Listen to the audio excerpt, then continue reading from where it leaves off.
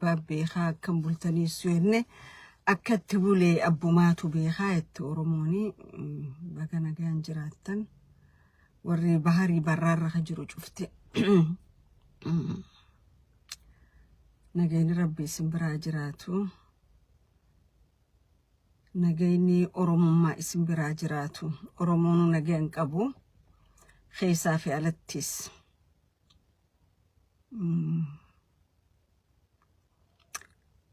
bara ilmi namaa qaroome dantaasaa jala deemu bara ilmi namaa qaroome dantaasaa jala deemu bara ilmi namaa maaltu namiidha maaltu nammiine adda beeku maaltu naaf taha maaltu naaf hin taane adda beeku keessa adda hubatu keessatti nuti akkatti jirru namuu daawwitii keessa laala hoggaa deddeebi'ee dubbadhu at least ummata kiyyaaf xiqqollee sagalee ta'uun hin danda'a laata ummanni kiyya waan deemu jiru kana quba qabaa ummanni kiyya kakalee waliin dhaabbatee waliin dhiiga bakka takka gannaqe arra maaltu ka waliin hin dhaabbanne godhe artistoonni kalee sagalee isaaniitiin ummataaf sagalee ta'aa turan arra maal tahan illaan durumaanuu sabaaf jennee waa godhaan turre fedhii dhuunfaa teenyaa galmaan gahuudhaaf waa godhaa turre jechuudha akkas fakkaata laata bara 7-8 dabre artistoonni Oromoo sirbi tokkichi isaan baasan ka Oromoo onnachiisu ka diina rifachiisu ture jechuudha arra cuftisi bubuutu harkattee afaan qabatte moo wahuma dureenuu qabsoo godhaa fi turaniitu kana ture haala ifii ol seenanii Oromoo alaggatuu ta'e ifii nyaatanii Oromoo beeleessuu ta'e ifii duroomanii Oromoo hiyyoomsuu ta'e wahuma wal nama ajaa'ibsiisu wal nama gaafachiisu hedduu tokkotu jira jechuudha qaamni Oromoo cinaan ni dhiiga cinaan ni ragada cinaan walirra bobbee wal ajjeesa cinaan wal arrabsa abaarsa maaltu samiidhaa gabbu'ee Oromoodhatti hayyuutu hin jirre moo abbootti amantaatu hin jirre moo beeytootaatu hin jirre moo nama ummata kana gattaa'e mataa walii qabuutu hin jirre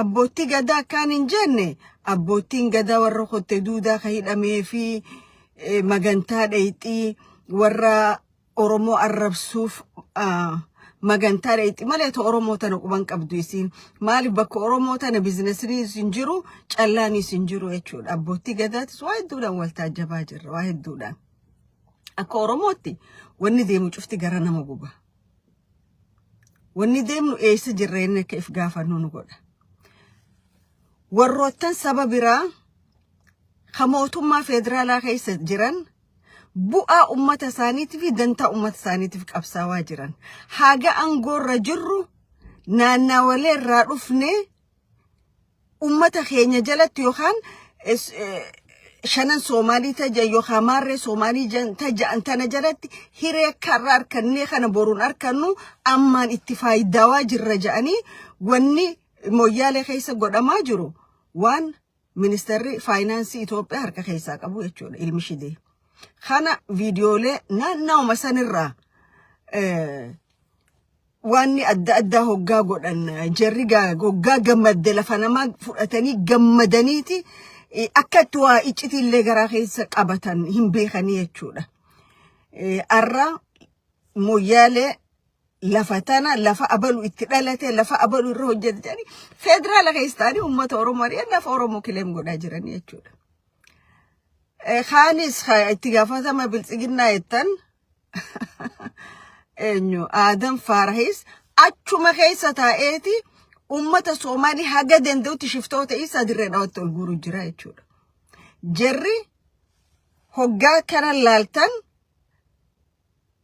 mootummaa saniif dalaga mootummaa san fakkaatan garuu haanni isaanii lafa jalaa wal hidhaa jechuudha keenya milishaan keenya Oromoo ajjeesa liyyuu hayiliin keenya Oromoo ajjeesa namichi Oromiyaan bulchaa jiru Oromiyaa tana akka isin jirtu quban qabu inni saaminsa jira saaminsa lafa Oromoo gurguru baankii isaa guuttachuu Dubai mana jaarrachuu maallaqa collect ko kana jira jechuudha garuu Oromoon namni tokko haala Oromoon keessa jiru namni quba qabu jiru jechuudha kana ajaa'ibsiise dubarra hoggantu yookaan Oromiyaa baha harar Oromiyaa baha hoggantu Oromiyaa baha naannawa Baabbilee dheeyxee daawwatte gaarran Baabbilee bebbereedaa san ummanni aanaa Cinaasa waan keessa jiru hoo laaltee laata qumbiirra waan ta'u jiru hoo laaltee laata diida waaleedirra waan ta'u jiru laaltee laata dirree baadurra waan ta'u jiru laaltee faafam keessa waan ta'u jiru laaltee moo'ati bakkuma ifi filattee ministeerri hedheq ilaali siinje ilaalte Cinaasan lafa Oromooti miti akkuma bar funyaan biiraa lafa Oromoo qubsuma Oromoo tajaarsootti Cinaasanii sanumaa bar Cinaasan baaziloo gaadeeni yoo gurgurattan ta'e ummataa fi maatii Oromiyaa baha walakkaa tokko gurguranne hin dubbatina isinis walumaan gurguramtanii jedhan okay akka turistii bakka takka dhaqanii daawwachuu duratti lubbuu namaa dandamuutu dursa dhiiga gannaqamurraa dhaabuutu dursa turizimii shirshirii 8 hidhatanii qalamshii mataarra kaayyatanii deemuun yeroo hedduu dhaqamne jechuudha garuu namaatu dhumaa jira khafixaa jiru warra biltsiginnaa keessa waliin jettaniin shiftoota Ziyaad Barree kan Mustafa Akjar hogganu jechuudha makiinaa meeqaan seenanii ummata harka qullaa waan isaan godhu jiran miidiyaarra gadhiisaa jiranii jechuudha lafa Oromoo irra deemanii alaabaa isaanii tabaandiraa 5 Soomaaliyaa jettu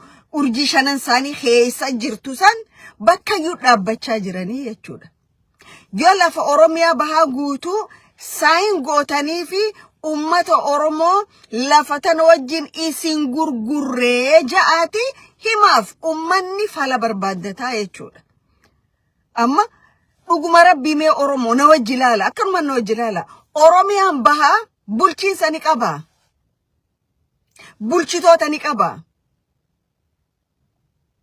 bulchitoota yoo qabaatan shiftoonni warra ollaa maaliif ganamaa galgala seenanii lubbuu ilmaan Oromoo balleessan dhiiga ilmaan Oromoo gannaqan maaliif ganamaa galgala lafa Oromoorra olii gayyaa'anii carqii isaanii dhaaban Oromiyaa bahaatan magaalaan si guddoon eessa magaalaan si eessa qubsumni si eessa handhurti si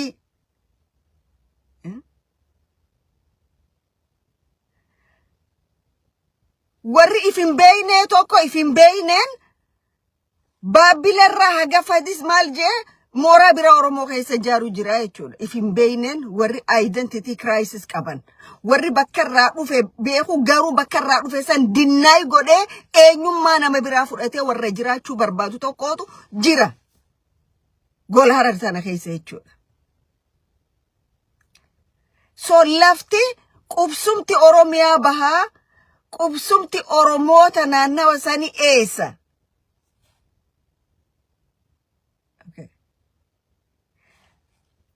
sheekottiin teenya isaanii warra Oromoo irraa dubbatuun dhaga'u hayyoonni keenya isaanii irraa dubbatuun dhaga'u abbootiin gadaa yoo jiraatan isaanii irraa dubbatuun dhaga'u warri siyaasaatiillee isaanii irraa dubbatuun dhaga'u jechuudha cubbuu fi yakka Oromiyaa bahaa keessa deemu jiru laata Oromiyaa bahaa kana namu istirateejii qabsootii fi hoggaa haalli oowwe itti dhimma bahuu barbaada gaafa dhiini ilmaan namaa gannaqamu yoo sagalee hin taane boru akkamitti nuti Oromoodhaa waliin jechuu deemna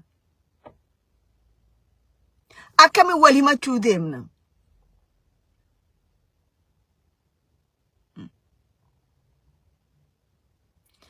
moonuti mootummaadhaaf harka dhooyinaan nyaannee quufnaan mootummaan 5,000 fi 10,000 kanninaan dhume jechuudha wanni san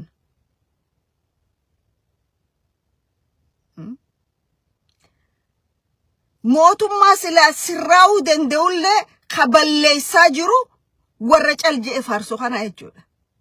Kamootummaan kun akka rakkoo jirtu tanallee if booda deebi'ee hin laalle kaballeessaa jiru warra harkuma dha'uu jechuudha. Faarfattee bultoota harkuma dha'uu hin gaafatan maaliif eessatti yoom je'e namni gaafatu hin jiru jechuudha. Harka dha'an galan.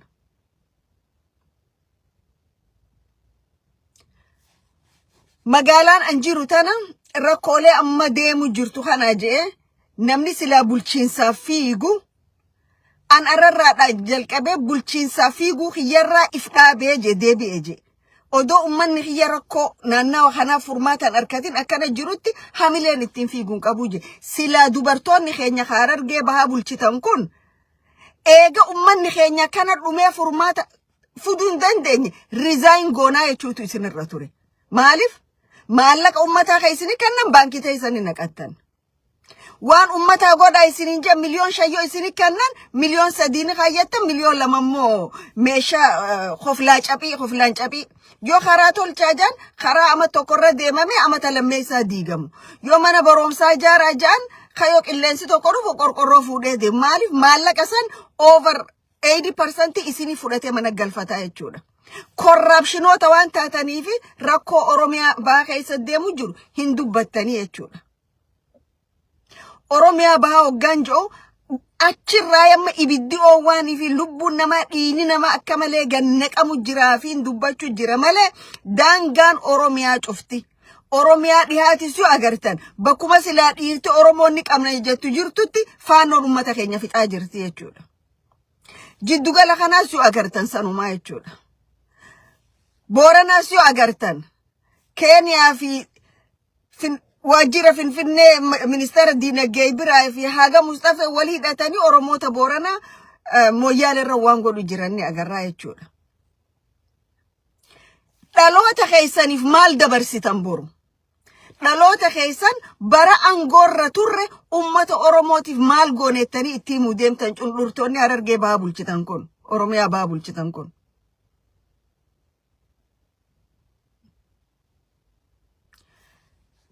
Shiftaan Soma Ogaden, Oromo ajjeesa. Shiftaan Isa, Oromo ajjeesa. Shiftaan Mootummaa Oromo ajjeesa. Shiftaan Faannoo Oromo ajjeesa. Khaanis Oromo ajjeesa. Maaliif Oromoo lafarraa balleessuu filattan? Waay? Waan sodaattaniitu jira.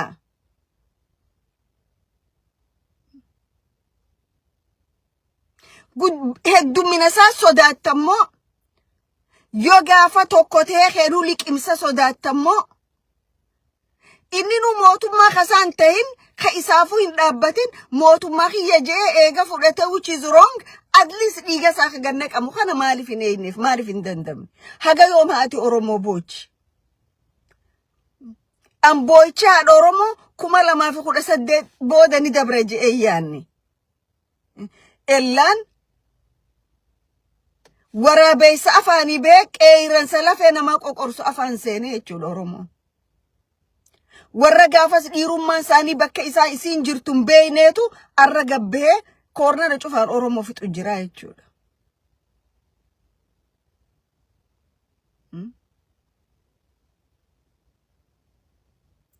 Waa malli nu dhibee jee wallisaan. Malaan nu dhibee. Hoggaa hawwan Oromoo naannawaa cufaa akkasi miidiyaarra bahanii booyan.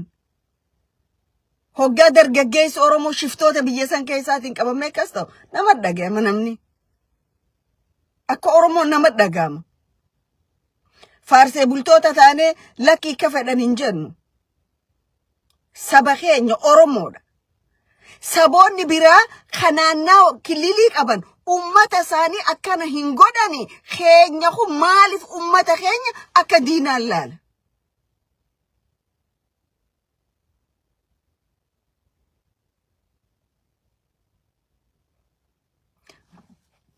Qaamni Oromoo fi waa godha joo. Dila faannoon ummata fixu kana guyyaa tokko gabbee faannoo kana godheen joo. Dila Oromiyaa bahaa deemu jiru kana godheen joo. Maaliif? Organizationii tokko ummatanii achi jala waliin jiranii faannoo qeequun dandeenye shiftoota Ogaaden qeequun dandeenye jechuudha. Warra ganama as deebi'ee Magarsaa fi Dachaasaa ta'a. Galgalachi deebi'eeti maqaa biraa baafataa jechuudha warra kaan biratti. Yookaan ganama Oromoo ta'anii Oromummaa irra dhaabbachuu hin dandeenye qaamoonni kun. Yookaan warra ta'anii warra irra dhaabbachuu hin dandeenye. Gaafa fedhan xalayaa fuula takkaata Oromoo fakkaattu baasanii jechuudha. Gaafa kaan achi deemanii tokkummaa Itoophiyaa ina wajji jiraannaa jedhanii walii mallatteessanii jechuudha. For how long you gonna play this kind of game on this nation? Hagayoom Oromoo irra yakki akkanaa hojjetama. Hagayoom Oromoo irra cubbuun akkanaa hojjetama.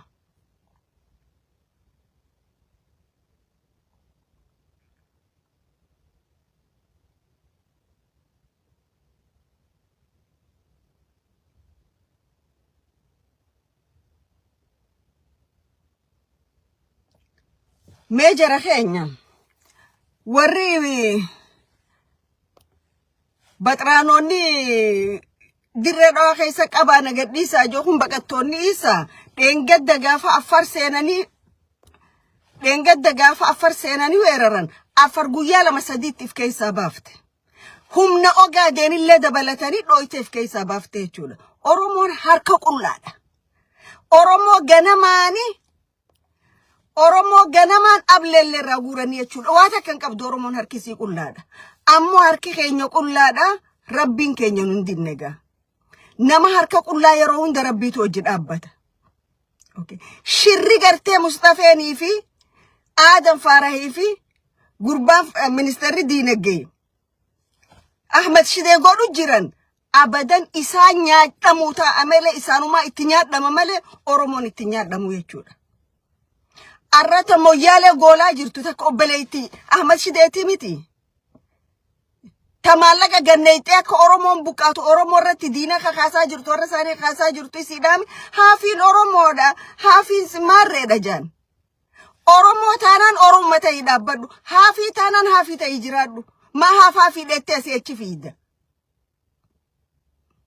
Kanaafuu bakki jarri kun seenan diigomsa malee dhiiga malee hin qabu jechuudha. Jarriin namarraa isaa jiru kun. Ifii waliin buluu hin danda'an uummata biraati wajjinis buluu hin danda'an. Isaan waa destroy godhuurra number 1. Oromoo rabbii isinaa tiisu rabbiin isinaa eegu haalli ummanni keenya hacina asan itti jiru boru nu cufa keenya godaannisa ta'e nurraa fuutaa jechuudha. Dirmamuu ta'e nurratti hafuutaa jechuudha. Maaliifin kalee cina asaniif hin dhaabbatin je'e dhukkuba bara nurraan baane ta'uu ta'a jechuudha. Sirbitoonni Oromoo taatu galma isaanii geeni bilisummaan isaanii tanuma naannaawni shaggarsan bilisoomee tabiraa dhimma isaaniiti miti akkanuma walii himaa deemna jechuudha. Akkanuma walii himaa deemna.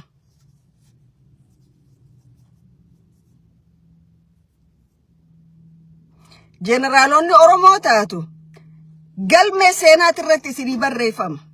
Waan isinarra Oromoo godhu jirtan yoo isinilleen dabartan ilmaan keessaniif dabra jechuudha. Wanni isin Oromoo irra hojjettan. Wanni isin Oromoo irra hojjettan riikardi ta'eeti ilmaan keessaniiti dabra jechuudha. Arra maallaqa jettanii korraapshinaa jettanii ummata Oromoo duuda galtanii dhiigni qulqulluun Oromoo akka ganna qabu kan godhaa jiru jeneraalota Oromoo irra ifiin jiru kana jechuudha.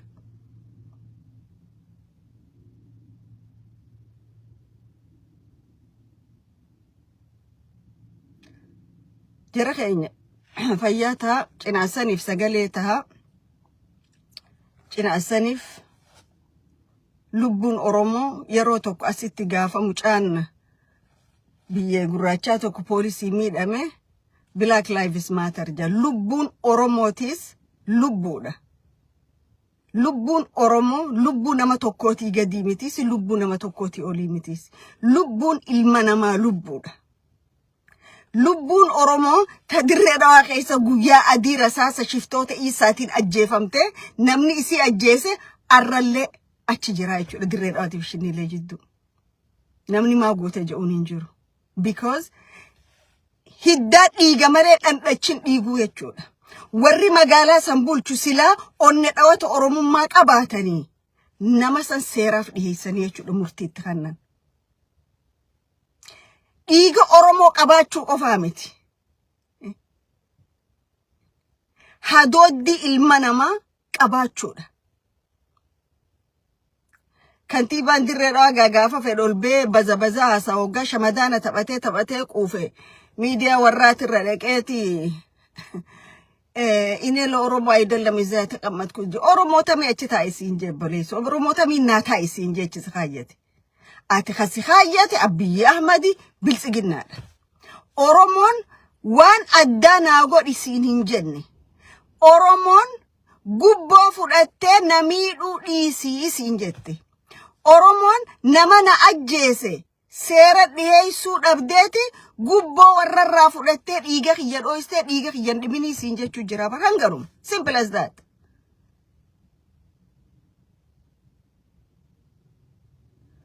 Akkasi rabbiin ummata miidhame waliin jira. Jabaadha guyyaa gaarii qabaadha.